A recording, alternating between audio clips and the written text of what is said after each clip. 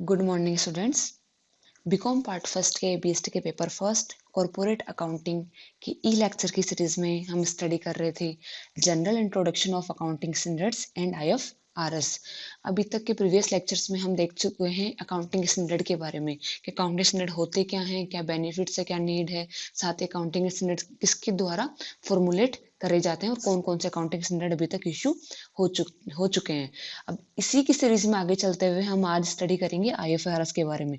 IFRS होते क्या हैं, कौन इनको बनाता है, कौन इश्यू करता है और क्या प्रक्रिया है इसकी। तो सबसे पहले बात आती है व्हाट इज आईएफआरएस। आईएफआरएस है क्या? तो आईएफआरएस का पूरा नाम है इंटरनेशनल फाइनेंशियल रिपोर्टिंग स्टैंडर्ड्स, जिन्हें हिंदी में अंतरराष्ट्रीय वित्तीय प्रतिवेदन मानक भी कहा जाता है। तो IFRS is abbreviation of international financial reporting standards. IFRS is a set of accounting standards. ये सेट ऑफ अकाउंटिंग स्टैंडर्ड्स होते हैं developed by international accounting standard board. तो IFRS भी क्या है? एक तरह से अकाउंटिंग स्टैंडर्ड्स की सेट है जो कि इंटरनेशनली वर्ल्ड वाइड ये लागू किए जाते हैं। तो IFRS set of accounting standards हैं जो कि डेवलप किए गए हैं इंटरनेशनल अकाउंटिंग स्टैंडर्ड बोर्ड, अंतरराष्ट्रीय लेखांकन मानक मंडल के द्वारा। IFRS provide a global framework for how public companies should prepare and disclose their financial statement। तो IFRS क्या बताते हैं? IFRS प्रोवाइड करते हैं ग्लोबल फ्रेमवर्क, एक ग्लोबल फ्रेमवर्क प्रोवाइड करते हैं कि पब्लिक कंपनी जो हैं वो किस तरीके से अपने फाइनेंशियल स्टेटमेंट को प्रिपेयर करे और किस तरीके से उनको डिस्क्लोज करे। ठीक है, तो IFRS क्या है? IFRS international financial reporting standard का एब्रीविएशन है, जिसे अंतरराष्ट्रीय वित्तीय प्रतिवेदन मानक जिसको कहा जाता है। IFRS जो है वो किसके द्वारा डेवलप किए गए हैं? इंटरनेशनल अकाउंटिंग स्टैंडर्ड बोर्ड, अंतरराष्ट्रीय लेखांकन मानक मंडल के द्वारा। और ये एक ग्लोबल फ्रेमवर्क प्रोवाइड करवाते हैं जो कि पब्लिक कंपनीज को ये बताएगा कि जो उसके फाइनेंशियल स्टेटमेंट है वो किस तरीके से प्रिपेयर किए जाएं और साथ ही कैसे डिस्क्लोज किए जाएं। अब हम बात करते हैं कि इंटरनेशनल अकाउंटिंग स्टैंडर्ड बोर्ड है क्या और ये जो IFRS बनाता है वो कब इसका गठन हुआ था, इन सब के बारे में हम आगे स्टडी करते हैं। तो इंटरनेशनल अकाउंटिंग स्टैंडर्ड बोर्ड, अंतरराष्ट्रीय लेखांकन मानक मंडल। The London-based group, namely International Accounting Standard Committee, responsible for developing international accounting standard. तो लंदन बेस्ड एक अपनी कमेटी है जिसका नाम है इंटरनेशनल अकाउंटिंग स्टैंडर्ड कमेटी, अंतरराष्ट्रीय लेखांकन मानक समिति। वो रेस्पॉन्सिबल है किसके लिए? जो भी इंटरनेशनल अकाउंटिंग स्टैंडर्ड बनाए जाएंगे उनको बनाने के लिए। अब हम बात तो कर रहे थे इंटरनेशनल अकाउंटिंग स्टैंडर्ड बोर्ड की, अब बात आ रही है इंटरनेशनल अकाउंटिंग स्टैंडर्ड कमेटी की। तो सबसे पहले कमेटी फॉर्म की गई थी, इसका बाद में नाम चेंज किया गया था। तो इंटरनेशनल अकाउंटिंग स्टैंडर्ड कमेटी है वो रेस्पॉन्सिबल है जो भी इंटरनेशनल अकाउंटिंग स्टैंडर्ड बनाए जाएंगे उनके डेवलप के लिए। तो IASC वाज एस्टैब्लिश्ड इन जून 1973। जून 1973 में अंतरराष्ट्रीय लेखा मानक समिति की स्थापना की गई थी। Now it is known as international accounting standard board. अब बाद में इसको अंतरराष्ट्रीय लेखा मानक समिति का ही नाम चेंज करके इसको कर दिया गया अंतरराष्ट्रीय लेखांकन मानक मंडल। It consists of the professional accounting bodies of our 75 countries including ICAI।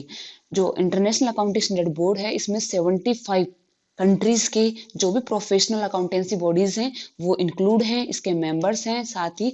और अपने अगर इंडिया की बात करते हैं तो हमारे भी ICAI है जो institute of chartered accountant of India है, वो भी इसकी कमेटी में, इसके मंडल में शामिल है, इसका मेंबर है। Primarily, it was established in the public interest to formulate and publish AS to be followed in presentation of financial statement। Primarily जो इंटरनेशनल अकाउंटिंग स्टैंडर्ड कमेटी है वो एस्टैब्लिश की गई थी पब्लिक इंटरेस्ट में, फॉर्मुलेट करने के लिए और पब्लिश करने के लिए। किसको? अकाउंटिंग स्टैंडर्ड को फॉर्मुलेट करने के लिए और पब्लिश करने के लिए, जो कि फाइनेंशियल स्टेटमेंट के प्रेजेंटेशन में काम में आएंगे। तो जो इंटरनेशनल अकाउंटिंग स्टैंडर्ड कमेटी है वो प्राइमरली जो भी अकाउंटिंग स्टैंडर्ड होंगे इंटरनेशनल लेवल पे उनको फॉर्मुलेट करने के लिए और उनको पब्लिश करने के लिए एस्टैब्लिश की गई थी, जो कि फाइनेंशियल स्टेटमेंट के प्रेजेंटेशन में काम आए। बाद में जो फिर इनको और भी मॉडिफाई करके और बना दिया गया, जो कि इनको जो फाइनेंशियल स्टेटमेंट हैं वो किस तरीके से प्रिपेयर किए जाएंगे और किस तरीके से डिस्क्लोज किए जाएंगे उसके लिए हो गई है। नेक्स्ट हम देख The member of IASC have undertaken a responsibility to support the standards and promulgated by IASC and to propagate those standards in respective of these their countries.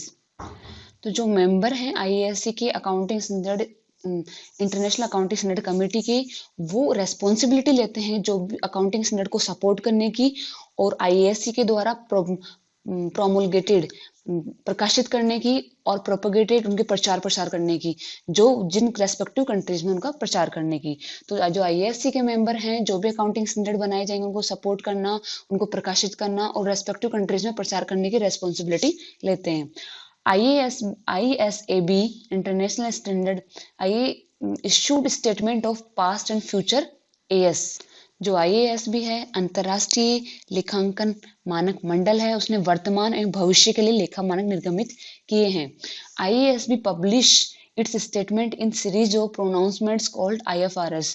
जो IASB के द्वारा लेखांकन अंतरराष्ट्रीय लेखांकन मानक मंडल के द्वारा जारी किए गए मानक हैं, उन्हें अंतरराष्ट्रीय वित्तीय प्रतिवेदन मानक IFRS के नाम से संबोधित किया जाता है। अब IASB has not rejected the standards issued by IASC pronouncement continue to be designated as IAS। तो IASB जो है इंटरनेशनल अकाउंटिंग स्टैंडर्ड बोर्ड है, वो जो भी जो स्टैंडर्ड्स इशू किए गए हैं इंटरनेशनल अकाउंटिंग स्टैंडर्ड कमेटी के द्वारा, जो भी स्टैंडर्ड इशू किए गए थे उनको रिजेक्ट नहीं करता है, उनको IAS इंटरनेशनल अकाउंटिंग स्टैंडर्ड के नाम से आगे कंटिन्यू स्वीकार किया गया है। तो ये हो गया हमारा अंतरराष्ट्रीय लेखांकन मानक मंडल ने अंतरराष्ट्रीय लेखांकन मानक समिति IASC द्वारा जारी किए गए मानकों को, जो भी स्टैंडर्ड्स ने जारी किए थे उनको खारिज नहीं किया है, रिजेक्ट नहीं किया है, बल्कि वे मानक लगातार अंतरराष्ट्रीय लेखा मानकों इंटरनेशनल अकाउंटिंग स्टैंडर्ड IAS के नाम से प्रचलन में है। तो हमने अभी तक देख लिया कि जो भी इंटरनेशनल अकाउंटिंग स्टैंडर्ड बोर्ड है वो है क्या। इंटरनेशनल अकाउंटिंग बोर्ड जो इनिशियली 1973 में बना था, उसका नाम रखा गया था इंटरनेशनल अकाउंटिंग स्टैंडर्ड कमेटी। वो ही उसका काम था कि जो भी अकाउंटिंग स्टैंडर्ड होंगे ग्लोबल लेवल पे, जो वो उनको फॉर्मुलेट करेगी, बनाएगी, वो बताएगी कि जो पब्लिक कंपनीज हैं वो जो अपने फाइनेंशियल स्टेटमेंट्स बनाएंगी वो किस तरीके प्रिपेयर करे और किस तरीके से उनको डिस्क्लोज करती है। बाद में उसका नाम चेंज करके रख दिया गया इंटरनेशनल अकाउंटिंग स्टैंडर्ड बोर्ड। तो उसमें हमारा जो इंडिया का institute of chartered accountant of India है वो भी उसका मेंबर है, और वो ये फॉर्मुलेट करती है, अकाउंटिंग स्टैंडर्ड वगैरह फॉर्मुलेट करती हैं। और जो इंटरनेशनल अकाउंटिंग स्टैंडर्ड बोर्ड के द्वारा जो एएस फॉर्मुलेट किए गए हैं पास्ट फ्यूचर में, जो पास्ट और फ्यूचर जो एएस बनाए गए हैं, उन एएस को नाम दिया गया है international financial reporting standard IFRS। ऐसा नहीं है कि जो इंटरनेशनल अकाउंटिंग स्टैंडर्ड कमेटी ने जो बनाए थे उन स्टैंडर्ड को रिजेक्ट कर दिया, ऐसा बिल्कुल नहीं है, उनको रिजेक्ट नहीं किया गया है, बल्कि वो इंटरनेशनल अकाउंटिंग स्टैंडर्ड के नाम से अभी भी प्रचलन में है। तो हमने देखा कि IFRS इंटरनेशनल फाइनेंशियल रिपोर्टिंग, जो इंटरनेशनल फाइनेंशियल रिपोर्टिंग स्टेटमेंट्स हैं, अंतरराष्ट्रीय वित्तीय प्रतिवेदन जो मानक हैं वो इशू किए जाते हैं इंटरनेशनल अकाउंटिंग स्टैंडर्ड बोर्ड के द्वारा। ये भी सेट ऑफ अकाउंटिंग स्टैंडर्ड्स ही होते हैं जो कि ये बताते हैं ग्लोबल लेवल पे कि जो भी पब्लिक कंपनीज है वो किस तरीके से अपने फाइनेंशियल स्टेटमेंट तैयार करे और किस तरीके से उनको डिस्क्लोज करे। और उसका अपना इंडिया से भी एक अपना जो अकाउंटिंग बॉडी है ICAI, वो भी उसका मेंबर है। अब नेक्स्ट चलते हैं कि इंडिया के लेवल पे, अपनी कंट्री के लेवल पे कहाँ तक इसको स्वीकार किया गया और कहाँ तक हमने इसको अडॉप्ट कर लिया है। ऐसा नहीं है IFRS को हमने यूं क्यों अडॉप्ट किया है, ऐसे कि ऐसे अडॉप्ट नहीं किया गया, लेकिन फिर भी काफ़ी मॉडिफिकेशन के बाद में काफ़ी जो अकाउंटिंग स्टैंडर्ड हैं वो इशू करके उनको काफ़ी हद तक जितना हमारा बिजनेस एनवायरनमेंट हमें अलाउ करता है उतना हमने उनको अडॉप्ट करने की कोशिश करी है। तो कन्वर्जेंस टू IFRS इन तो इंडिया में, भारत में जो भी IFRS उनका अभिसरण की बात करते हैं हम। In India the ICAI and the government authorities such as National Advisory Committee on Accounting Standard established under Companies Act 1956. Various regulators such as SEBI, RBI are concerned with the aim to complying with the IFRS to the extent possible with the object to formulate financial reporting standards. India में भी जैसे ICAI है, institute of chartered accountant of India है, और government authorities जैसे national advisory committee है, हमारी जो राष्ट्रीय लेखांकन सलाहकार समिति है and establish under the company जो 1956 के अंडर में एस्टैब्लिश की गई थी। और अदर रेगुलेटर्स जैसे सेबी, आरबीआई, जो कि कंसर्न, ये सब उनका कंसर्न रहता है कि जो भी अकाउंटिंग स्टैंडर्ड बनाए जाएं वो काफी हद तक आईएफआरएस के कंप्लाइंग विथ हो। आईएफआरएस ने जो अकाउंटिंग स्टैंडर्ड इशू किए वैसे ही वो हो। तो the aim of complying with the IFRS to the extent possible, जितना पॉसिबल हो सके, with the object to formulate financial reporting standard. जो फाइनेंशियल रिपोर्टिंग स्टैंडर्ड जब फॉर्मुलेट करे जाते हैं तो उनका ये एम रहता है कि जो आईएफआरएस बनाए गए हैं उनके साथ में वो सेम उनके जैसे जितना पॉसिबल एक्सटेंट पॉसिबल हो उनको कंप्लाइंग विथ करते हों।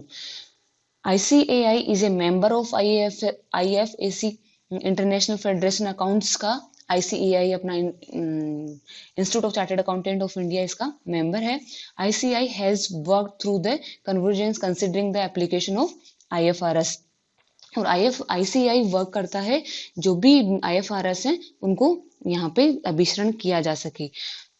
तो द इंस्टीट्यूशन है अपना ICAI है, भारत में विद्यमान परिस्थितियों और व्यवहारों को मद्देनजर रखते हुए जो भी अंतर्राष्ट्रीय लेखा मानक है उनका अनुसरण करता है, उनका अभिसरण करता है। ये हम इसका एक रिजल्ट निकाल सकते हैं कि जो इंडिया में है IFRS को यूं क्यों अडॉप्ट तो नहीं किया गया है, लेकिन अपने जो भी बिजनेस परिस्थितिज हैं, जो भी विद्यमान परिस्थितियां हैं, विद्यमान व्यवहार हैं, उनको मद्देनजर रखते हुए अपने इनका IFRS का अभिसरण किया, अनुसरण किया गया है। नेक्स्ट देखते हैं हम। For convergence of AS with IFRS, the ASB is consultation with the MCA has decided that there will be no separate set of AS.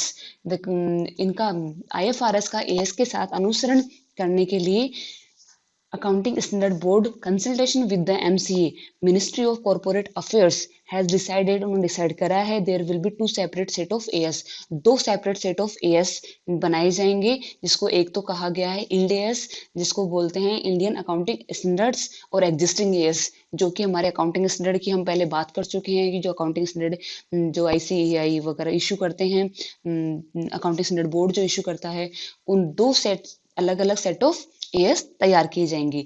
तो जो भी IFRS है उनको अनुसरण करने के लिए क्या किया गया है, जो हमारा अकाउंटिंग स्टैंडर्ड बोर्ड है उसने मिनिस्ट्री ऑफ कॉर्पोरेट अफेयर्स से कंसल्ट करके ये डिसाइड किया है कि 2 सेपरेट अकाउंटिंग स्टैंडर्ड बनाए जाएंगे। एक को बोला जाएगा IND AS, Indian accounting standards, और दूसरा होगा एग्जिस्टिंग नोटिफाइड AS, जो कि हमारे एग्जिस्टिंग नोटिफाइड AS जो 32 AS है वो क्या ना अलग अलग सेट बनाए जाएंगे। तो हमने इस लेक्चर में देख लिया कि जो IFRS है क्या, इंटरनेशनल फाइनेंशियल रिपोर्टिंग स्टैंडर्ड्स, अंतरराष्ट्रीय वित्तीय प्रतिवेदन मानक जिनको कहा जाता है, ये इशू किसके द्वारा किए जाते हैं, international accounting IAS international accounting standard board के द्वारा इशू किए जाते हैं। इंटरनेशनल अकाउंटिंग स्टैंडर्ड बोर्ड पहले IASC international accounting standard committee के नाम से बनाया गया था, जो कि 1973 में बनाया गया था। इसमें मोस्ट ऑफ कंट्रीज के मेंबर हैं, मोस्ट ऑफ कंट्रीज के अकाउंटिंग बॉडी जो हैं इसके मेंबर हैं, और इंडिया से भी institute of chartered accountant of India इसका मेंबर है। ये अकाउंटिंग स्टैंडर्ड जो ग्लोबल लेवल पे जो अप्लाई हो सकते हैं वो अकाउंटिंग स्टैंडर्ड वो फॉर्मुलेट करते हैं और उनको प्रकाशित करते हैं, बनाते हैं और आगे इनका प्रचार भी करते हैं।